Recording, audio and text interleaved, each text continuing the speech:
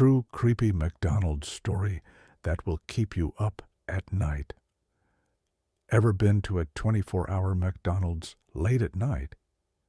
You might think it's just a quick stop for fries, but what if I told you some things happen there that defy explanation?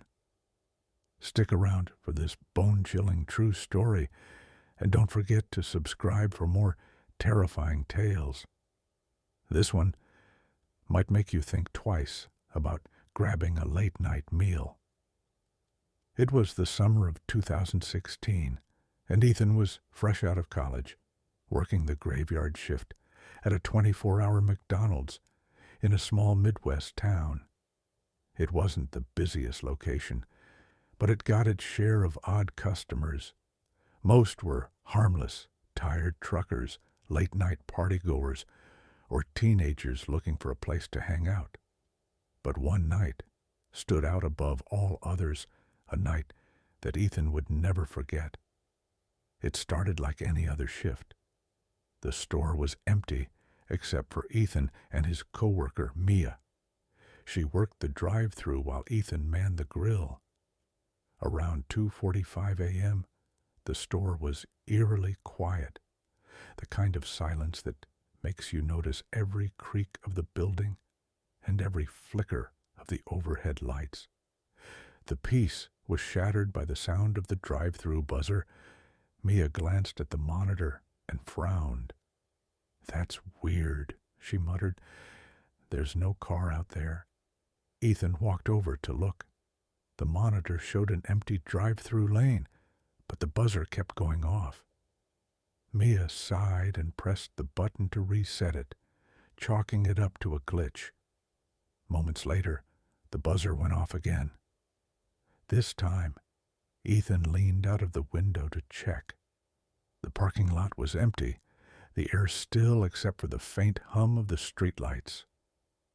"Maybe it's a sensor issue," Ethan said, trying to sound more confident than he felt. Mia nodded, but neither of them could shake the unease creeping in.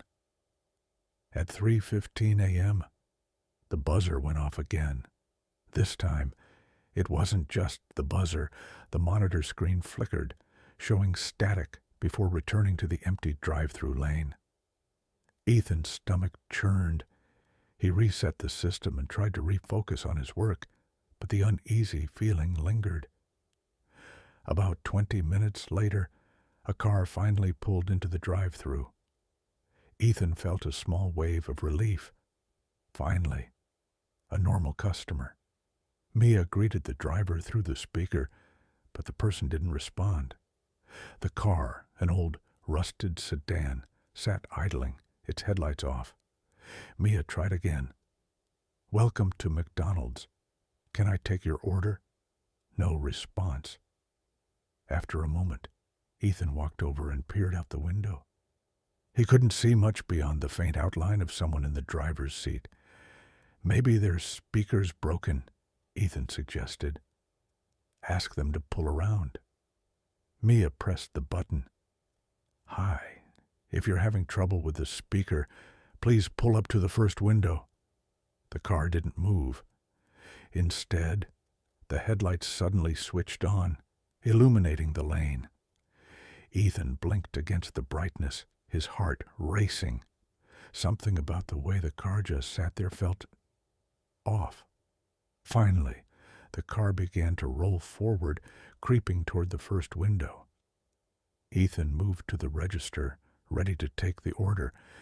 As the car came to a stop, Ethan noticed something strange. The driver, an older man with sunken eyes and pale skin, was staring straight ahead, his hands gripping the wheel tightly. He didn't acknowledge Ethan, or even glance in his direction. "Hi, what can I get for you tonight?" Ethan asked, forcing a smile. The man didn't respond. He just stared straight ahead, his expression blank. Ethan felt a chill run down his spine. "Sir?" He tried again. Still nothing.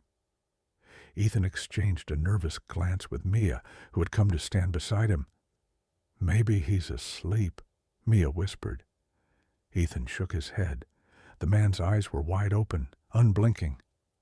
"I don't think so," Ethan said, his voice low. He leaned closer to the window, trying to get a better look. That's when he noticed it. The man's lips were moving, but no sound was coming out. It was as if he was muttering something under his breath, over and over again. "Sir, are you okay?" Ethan asked, his voice louder now. The man didn't react.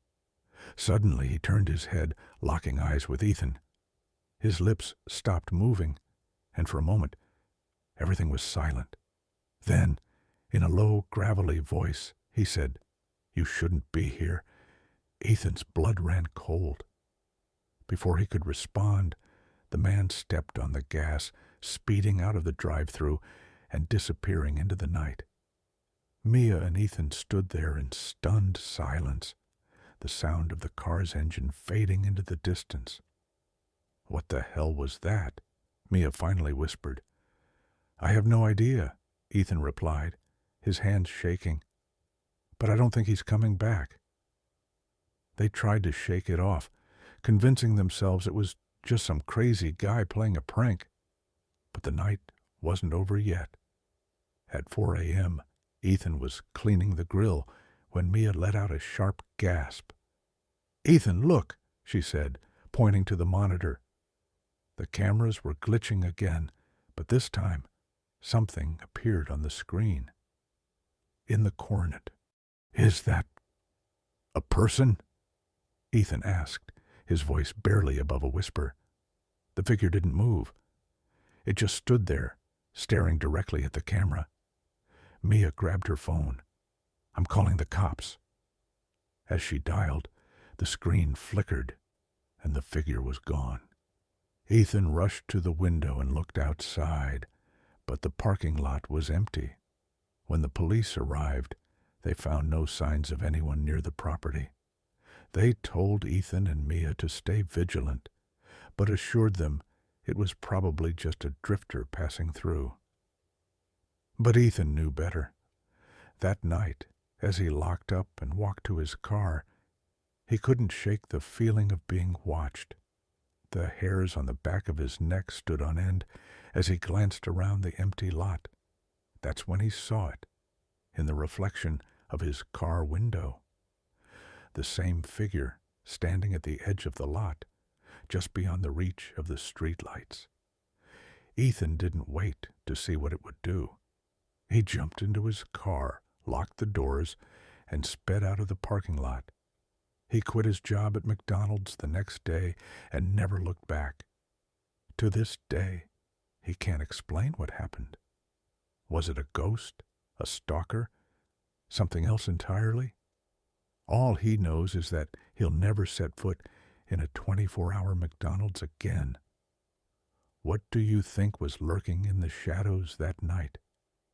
Let me know in the comments, and if this story gave you chills, don't forget to like, share, and subscribe for more terrifying tales. Stay safe out there, and maybe skip the late-night drive-through runs.